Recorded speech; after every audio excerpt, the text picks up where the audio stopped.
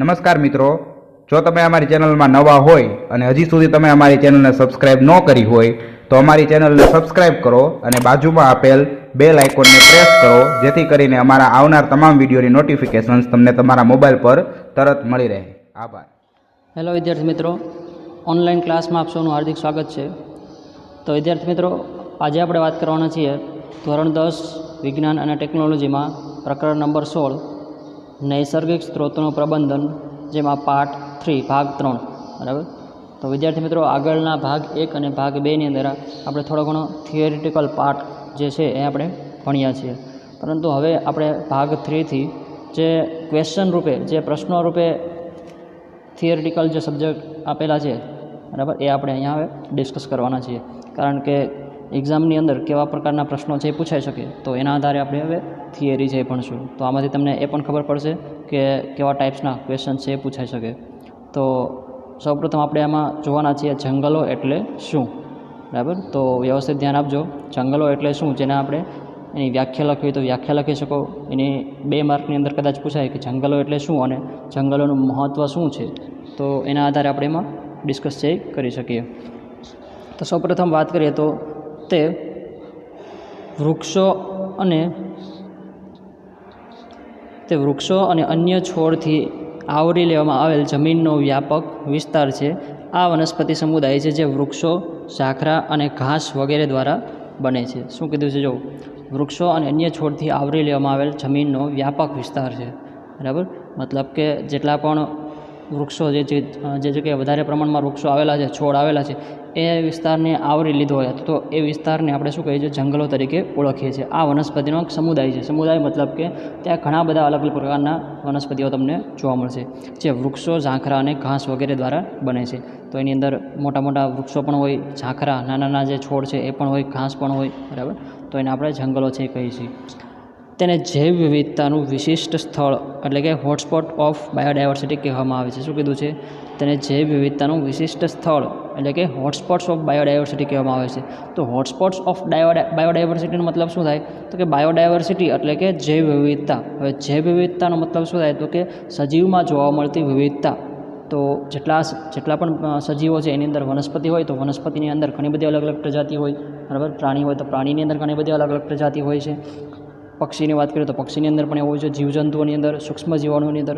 તો જેટલા પણ સજીવો છે એ બધા સજીવોની અંદર ઘણી બધી તમને વિશિષ્ટતા છે એ જોવા મળે છે. તો એને એટલા માટે થઈને એને કહેવાય છે જૈવ વિવિધતા. હવે હોટસ્પોટનો મતલબ શું થાય? તો કે જે જગ્યાએ આવી જૈવ વિવિધતા છે એ વધારે પ્રમાણમાં જોવા મળતી હોય તો એને કહેવાય હોટસ્પોટ ઓફ બાયોડાયવર્સિટી. તો જંગલને હોટસ્પોટ્સ ઓફ બાયોડાયવર્સિટી એવું આપણે કહી શકીએ. તેમાં સજીવોના વિવિધ સ્વરૂપો જેવા કે જીવાણુ, ફૂગ, ત્રિઅંગી, સપુષ્પી વનસ્પતિઓ, સૂત્રકૃમિઓ, કીટકો, પક્ષીઓ, સરીસૃપ વગેરે છે એ જોવા મળે છે. તો અલગ અલગ પ્રકારના જે સજીવો છે એ તમને અહીંયા જોવા છે એ મળે છે. તો આ આપણે વાત કરીએ જંગલો વિશે વાત કરી કે જંગલ વિશે શું થાય અથવા તો જંગલની અંદર આપણે શું લખી શકીએ. બરાબર.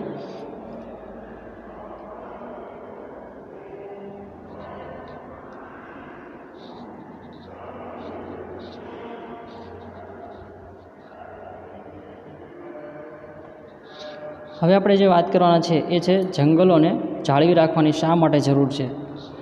જંગલોને જાળવી રાખવાની શા માટે જરૂર છે, અથવા તો જંગલનું સંરક્ષણ શા માટે જરૂરી છે. બરાબર. તો આ એક નવો પ્રશ્ન તો 2 માર્કની અંદર તમને પૂછી શકે કે જંગલોને જાળવી રાખવાની જરૂરિયાત શા માટે છે, અથવા તો જંગલોનું સંરક્ષણ છે શા માટે જરૂરી છે. બરાબર. તો ફરી આપણે લાઈન ટુ લાઈન જોઈશું.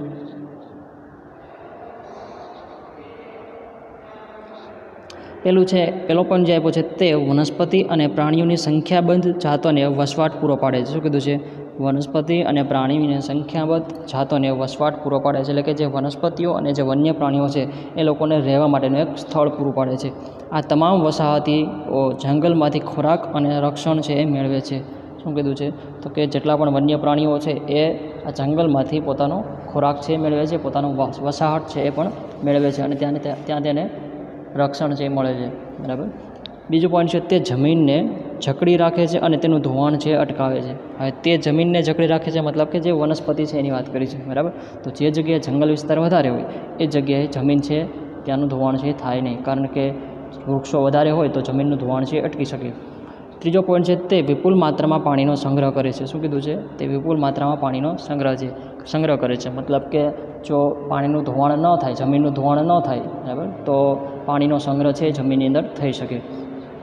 જે સૂકા ગાળા દરમિયાન નિવસન તંત્રના બરફ તરીકે કામ કરે છે. સૂકા ગાળા દરમિયાન નિવસન તંત્રના નિવસન તંત્રના બફર તરીકે કામ કરે છે. મતલબ કે ઉનાળો જ્યારે હોય, જ્યારે વરસાદ નથી આવતો, બરાબર, ત્યારે જે કાંઈ પાણીની જરૂરિયાત રહે છે વનસ્પતિઓને અથવા તો વન્યજીવોને, એ પાણી એને ક્યાંથી મળે છે? તો કે જમીનના ભાગમાંથી મળે છે. વૃક્ષોના નિકંદનથી પરિસ્થિતિકીય સંતુલનમાં વિક્ષેપ થાય છે અથવા તે દુષ્કાળનું કારણ બને છે. શું કીધું છે? નિકંદનથી પરિસ્થિતિકીય સંતુલન, ઇકોલોજીકલ બેલેન્સમાં વિક્ષેપ થાય. જો વૃક્ષો છે એ ન હોય તો ઇકોલોજીકલ બેલેન્સ છે એ જળવાય નહીં. મતલબ કે જૈવિક અને અજૈવિક ઘટકો વચ્ચેનું જે સંતુલન છે એ વિખાઈ જાય, બરાબર, અથવા તે દુષ્કાળનું કારણ પણ બને. જો વૃક્ષો ના હોય તો વરસાદ છે એ પણ આવવાની સંભાવના ઓછી છે. પાણી છે એની ઘટ પડશે, કારણ કે જમીનની અંદર જે પાણીનો સંગ્રહ છે થતો હોય એ થશે નહીં. તેઓ વાતાવરણીય પરિભ્રમણમાં મહત્ત્વની ભૂમિકા ભજવે છે. શું કીધું છે? વાતાવરણીય પરિભ્રમણમાં મહત્ત્વની ભૂમિકા ભજવે છે. એટલે કે વાતાવરણની અંદર જે કંઈ ચેન્જીસ આવે છે, બરાબર, શિયાળો આવે છે, ઉનાળો આવે છે, ચોમાસું આવે છે, તો આવી જે ઋતુઓ બદલાય છે એમાં પણ આ વૃક્ષો છે અથવા તો જંગલો છે એનો ખૂબ જ મહત્ત્વ છે એ રહેલું છે. અને આ રીતે તે વૈશ્વિક આબોહવાનું નિયંત્રણ છે એ કરે છે. શું કીધું છે? આ રીતે વૈશ્વિક આબોહવાનું નિયંત્રણ કરે છે. એના પછીનો જે પોઈન્ટ છે એમાં વૃક્ષોના લીલા પાન કાર્બન ડાયોક્સાઇડનું શોષણ કરે છે અને પ્રાણવાયુનું વિસર્જન કરે છે. આ ઘટના પૃથ્વી પરના તમામ સજીવો માટે જરૂરી છે.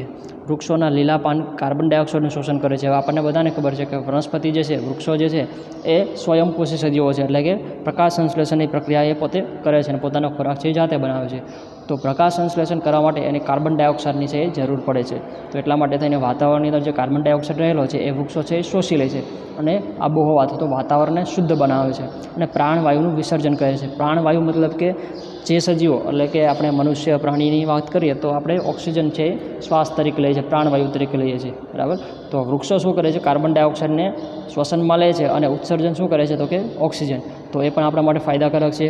આ ઘટના પૃથ્વીના તમામ સજીવો માટે જરૂરી છે, બરાબર. તો એનાથી આપણને ઘણો બધો છે ફાયદો છે થતો હોય છે. પછી કીધું છે વૃક્ષો બાંધકામ માટે ઇમારતી લાકડું પૂરું પાડે છે, જે મકાનો તેમજ અનેક સાધનો બનાવવા માટે વપરાય છે. હવે ઇમારતી લાકડું, આપણા ઘરની અંદર જે ફર્નિચર કરાવે છે, આપણા ઘરના દરવાજા જે હોય છે, એ બધી વસ્તુ શેમાંથી બને છે? તો કે લાકડામાંથી બનતી હોય છે. અને એ લાકડું ક્યાંથી પૂરું પડે છે? તો કે જંગલોમાંથી, બરાબર. જે મકાનો તેમજ અનેક સાધનો બનાવવા માટે વપરાય છે. હવે બીજા ઘણા બધા એવા સાધનો હશે, બરાબર. આપણે રમતગમતના સાધનોની વાત કરીએ તો એ પણ લાકડાના બનતા હોય છે. ઘણી બધી એવી વસ્તુઓ હોય છે જે જંગલોમાંથી આપણને એના લાકડા દ્વારા પૂરી પાડાય છે. તે ખાદ્ય ફળો અને કવચવાળા ફળોનો મુખ્ય સ્ત્રોત છે. શું કીધું છે? ખાદ્ય ફળો અને કવચવાળા જે ફળો છે એનો મુખ્ય સ્ત્રોત છે. આપણે ઘણા બધા સારા ફળો છે જંગલના જે વનસ્પતિઓ છે એમાંથી મળે છે. પછી કવચવાળા ફળો એટલે કે જે આપણે ડ્રાય ફ્રૂટ કહીએ છીએ એ, બરાબર, એ પણ આપણને આમાંથી મળે છે. અનેક જાતોના ગુંદર અને તેલ પણ જંગલમાંથી આપણને મળે છે. ગુંદર જે આપણે ખાવાનો જે ગુંદર કહે છે એ પણ જંગલમાંથી મળે છે અને તેલ પણ ઘણી બધી વનસ્પતિઓ છે જે એમાંથી આપણને મળતી હોય છે.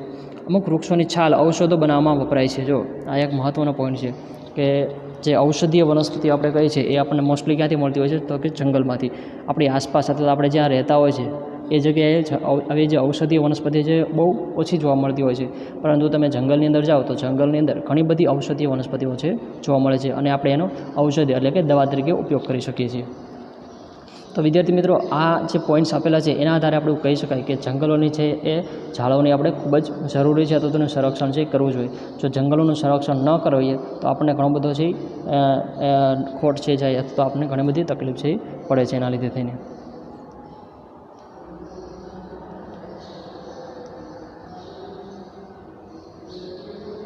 હવે જે વાત કરવાની છે વન્ય જીવન એટલે શું, તો પહેલાં આપણે સૌપ્રથમ વાત કરી કે જંગલ એટલે શું, બરાબર. જંગલનું મહત્ત્વ શું કામ છે?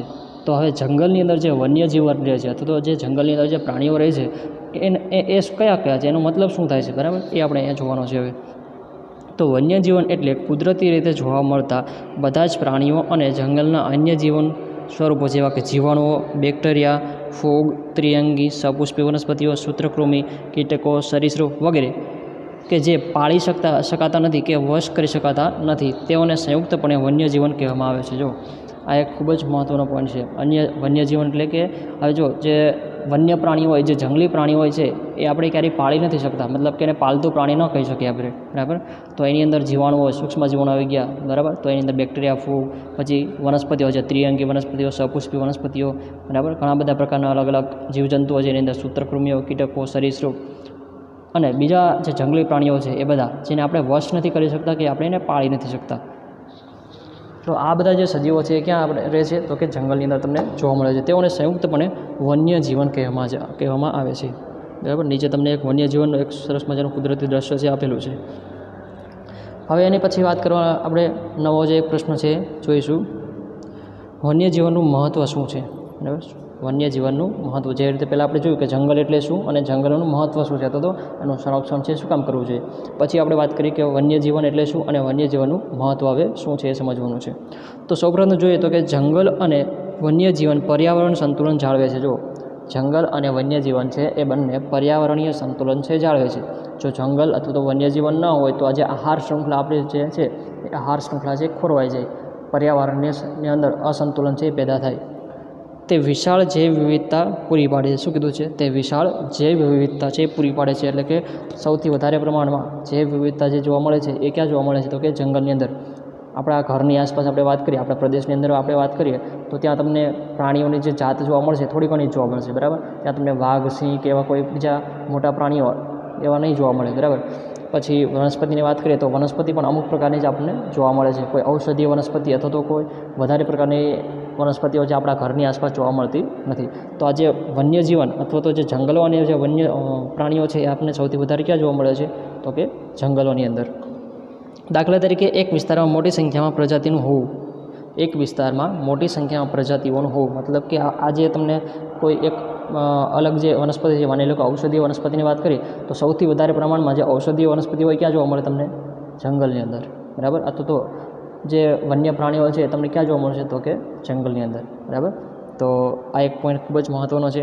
ઘણી કિંમતી પેદાશો જેવી કે જીવનરક્ષક દવાઓ એટલે કે ઔષધીય વનસ્પતિઓ, સિલ્ક, લાખ, મધ, પીંછા, કસ્તુરી, હાથીદાંત, સુશોભિત ચામડું વગેરે વન્યજીવનમાંથી આપણને પ્રાપ્ત થાય છે. તો એ ઘણી બધી આપણે વસ્તુ આપણે ઉપયોગમાં લઈએ છીએ જે આપણને વન્યજીવ દ્વારા પ્રાપ્ત થાય છે અથવા તો જંગલમાંથી આપણને પ્રાપ્ત થતી હોય છે, બરાબર. તો આ વન્યજીવનનું મહત્ત્વ છે એ આપણે સમજવું જરૂરી છે. હવે જે આપણે વાત કરવાની છીએ નવા એક ટૉપિકની કે વન્યજીવન સામેના જોખમો જણાવો.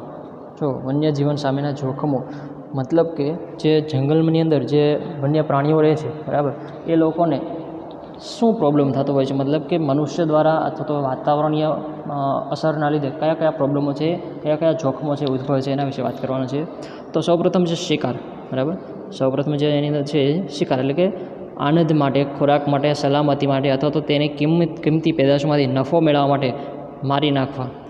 આ કારણોસર વન્ય પ્રાણીઓની સંખ્યામાં નોંધપાત્ર રીતે ઘટાડો થઈ રહ્યો છે. જો શિકાર મતલબ કે જે લોકો સ્થાનિક લોકો છે એ લોકો તો એ વન્ય પ્રાણીઓ છે એનો શિકાર કરે છે, બરાબર. પરંતુ એમાંથી અમુક જે ઉદ્યોગપતિઓ છે જે પોતાના સ્વાર્થ માટે મતલબ કે એમાંથી કિંમતી પેદાશો અને નફો મેળવવા માટે થઈને અમુક ઘણા બધા જે વન્ય પ્રાણીઓ છે એને મારી નાખતા હોય છે. આ કારણોસર વન્ય પ્રાણીઓની સંખ્યામાં નોંધપાત્ર રીતે ઘટાડો થતો જાય છે, બરાબર. અમુક પ્રાણીઓ લુપ્તતાને આરે છે. જો અમુક પ્રાણીઓ છે લુપ્તતાને આરે છે, મતલબ કે ઘણા બધા જંગલી પ્રાણીઓ છે એવા છે જે હવે બહુ ઓછી સંખ્યામાં જોવા મળે છે. એક ઉદાહરણ તરીકે આપણે લઈએ તો સિંહની વાત કરીએ તો સિંહ છે એ ગીરના જંગલની અંદર, ગુજરાતની અંદર જ જોવા મળે છે, બાકી આખી દુનિયાની અંદર ક્યાંય જોવા નથી મળતા. તો હવે સિંહ છે એ લુપ્તતાના આરે છે એવું આપણે કહી શકાય, બરાબર. તો એવા તો ઘણા બધા પ્રાણીઓ અને પક્ષીઓ છે જે લુપ્તતાના આરે છે. તેઓના શિકાર ઉપર પ્રતિબંધ લાદવામાં આવે છે. તો જે વન્ય પ્રાણીઓ છે એના ઉપર શિકાર પર પ્રતિબંધ હોય છે અને જો કોઈ શિકાર કરે, કોઈ એને મારે છે તો એના પર કાયદેસરનો ગુનો છે લાગુ થતો હોય છે. બીજું છે વસવાટનો નાશ. તો જેવી રીતે શિકાર જેટલો અસર કરે છે એટલો જ વસવાટ છે એ પણ અસર કરે છે, મતલબ કે જે વન્ય પ્રાણીઓ છે એનો વસવાટ છે જંગલ, બરાબર. હવે જો જંગલનો આપણે નાશ કરીશું તો વન્ય પ્રાણીઓ પણ જીવી નહીં શકે. એટલે કે વન નાબૂદી, બરાબર, ડેમ તથા જળાશયોની સ્થાયીતા, આદ્રભૂમિનું પુરાણ કે તેમાંના પાણીનો નિતાર, પ્રદૂષણ, શહેરીકરણ, ઉદ્યોગીકરણ વગેરેને કારણે વન્યજીવોના વસવાટનો નાશ થઈ રહ્યો છે, જેથી વન્યજીવનોની સંખ્યા છે ઘટે છે. જો જેટલા પણ સજીવો છે એ દરેક સજીવો અલગ અલગ જગ્યાએ વસવાટ છે કરતા હોય છે, બરાબર. દરેકના નિવસન તંત્ર છે એ અલગ છે. તો હવે મનુષ્ય શું કરે છે? પોતાના સ્વાર્થ માટે થઈને પોતાની જરૂરિયાતને પૂર્ણ કરવા માટે વન નાબૂદી કરે છે, મતલબ કે જંગલોને કાપે છે. ડેમ તથા જળાશયોની સ્થાયીતા એટલે કે ડેમ અને નવા જળાશયો જે બનાવે છે.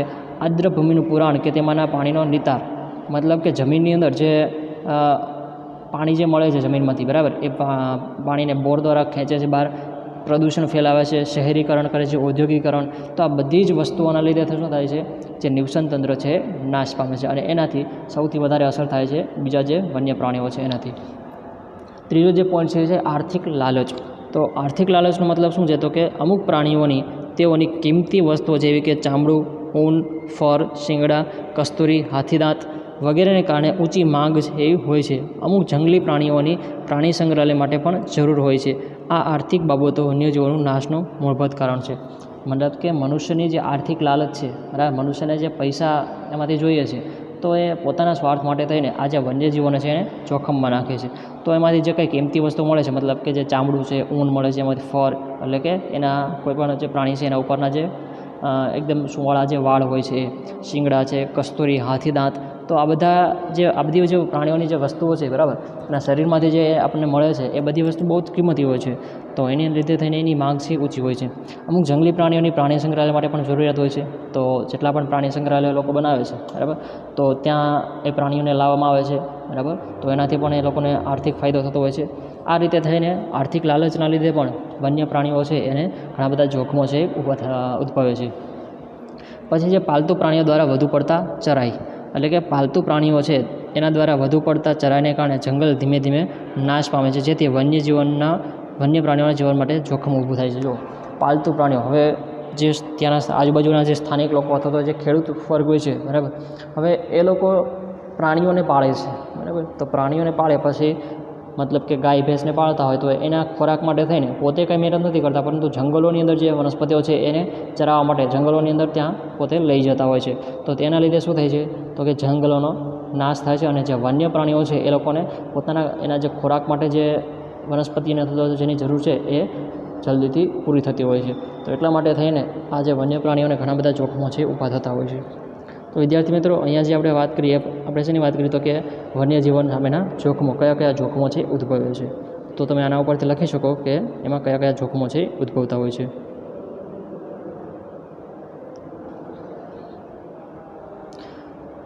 એના પછી આપણે વાત કરવાની છે વન્યજીવનનું સંરક્ષણ. વન્યજીવનનું સંરક્ષણ એટલે શું, બરાબર? તો આ પ્રશ્ન પણ પૂછાય છે કે 2 માર્કની અંદર કે વન્યજીવનનું સંરક્ષણ છે એટલે શું, અથવા તો સમજાવો. વન્યજીવનનું સંરક્ષણ એટલે પ્રાણીઓની વિવિધ પ્રજાતિઓ અને તેમના વસવાટનું રક્ષણ કરવું. કાયદા દ્વારા તેમાં અમુક સફળતા મળે છે. જો વન્યજીવનના સંરક્ષણ માટે શું કરવાનું, તો કે પ્રાણીઓની જે વિવિધ પ્રજાતિઓ છે એના વસવાટનું રક્ષણ કરવું અથવા તો એનો જે શિકાર થાય છે એના પર પ્રતિબંધ મૂકવો, બરાબર. તો સરકાર છે એવા ઘણા બધા એવા કાયદાઓ છે બનાવતી હોય છે જેના લીધે થઈને આ વન્યજીવનનું સંરક્ષણ છે થતું હોય છે, બરાબર. તમે કોઈપણ પ્રકારના વનસ્પતિઓ અથવા તો કોઈ પણ બીજી વસ્તુઓ જે જંગલની અંદર હોય છે એ તમે જંગલમાંથી બહાર લાવી નથી શકતા, બરાબર, અથવા તો એમાં તમે કોઈપણ પક્ષીઓ અથવા તો પ્રાણીઓનો શિકાર પણ નથી કરી શકતા. તો એના ઉપર કાયદેસરનો ગુનો છે લાગુ પડતો હોય છે. દાખલા તરીકે લુપ્તપ્રાય પ્રાણી અધિનિયમ, આ કાયદો લુપ્ત થતી પ્રજાતિઓના રક્ષણ માટે ઘડવામાં આવ્યો છે. શું કીધું, જો એન્ડેન્જર્ડ સ્પીસીસ એક્ટ એટલે કે લુપ્તપ્રાય પ્રાણી અધિનિયમ. તો આવો એક કાયદો છે જે શું કહેવા માગે છે, તો કે આવા જે લુપ્ત થતા જે પ્રાણીઓ છે, બરાબર, તો એ પ્રાણીઓનો જો તમે શિકાર કરો, બરાબર, તો તમારા ઉપર કાયદેસરનો ગુનો છે લાગુ પડતો હોય છે. ભારતમાં લુપ્તપ્રાય પ્રાણીઓમાં ભારતીય હાથી, બંગાળ વાઘ, ભારતીય સિંહ, ભારતીય ગેંડો, લઘુપૂંછ વાનર, તિબેટિયન હરણ, ગંગા નદીની ડોલ્ફિન, હિમ ચિત્તો, કાળું હરણ, નીલગિરી તાહર, ઢોળ, જંગલી ઘુવડ, સફેદ પાંખવાળા બતક, ધી ગ્રેટ ઇન્ડિયન બસ્ટર્ડ મુખ્ય છે. જો તો જેટલી પણ પ્રજાતિઓ અત્યારે લુપ્ત થવાના આરે છે એ બધી જ પ્રજાતિઓ તમને અહીંયા બતાવેલી છે. તો હવે આ જે પ્રજાતિઓ, આ જે પ્રાણીઓ છે એનો કદાચ કોઈ શિકાર કરશે, એને મારશે, તો એના ઉપર કાયદેસરની કાર્યવાહી છે કરવામાં આવતી હોય છે. તો આવા જે કાયદાઓ ઘડવામાં આવે છે સરકાર દ્વારા, એના લીધે થઈને વન્યજીવનનું ઘણું બધું સંરક્ષણ છે થઈ શકે છે. તો વિદ્યાર્થી મિત્રો, હવે જે આપણે અત્યાર સુધી જે વાત કરી છે જંગલો અને વન્યજીવો વિશે વાત કરી છે. એટલે કે જંગલો એટલે શું, વન્યજીવો એટલે શું, જંગલોનું મહત્ત્વ શું છે, એનું સંરક્ષણ કેવી રીતે કરી શકાય, વન્યજીવનનું મહત્ત્વ શું છે, વન્યજીવનનું સંરક્ષણ કેવી રીતે કરી શકાય, બરાબર. હવે આગળનો જે ટૉપિક છે એટલે કે જંગલોના હિસ્સેદારો અથવા તો સ્ટેક હોલ્ડર્સ ઓફ ફોરેસ્ટ. તો એ આપણે આગળના વિડીયોની અંદર ચર્ચા કરીશું. Thank you.